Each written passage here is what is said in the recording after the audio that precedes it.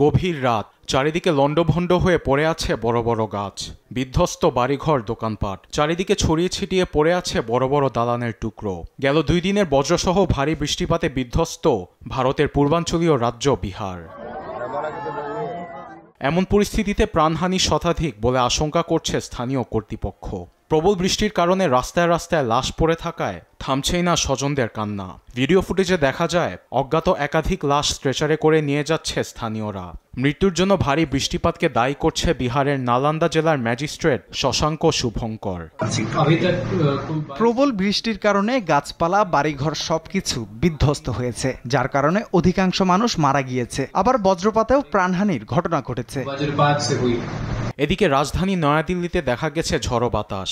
দিনের আলো থাকতেও চারিদিকে যেন অন্ধকার, তার মধ্যে আবার বাতাসে ধূলিকণার রাজত্ব।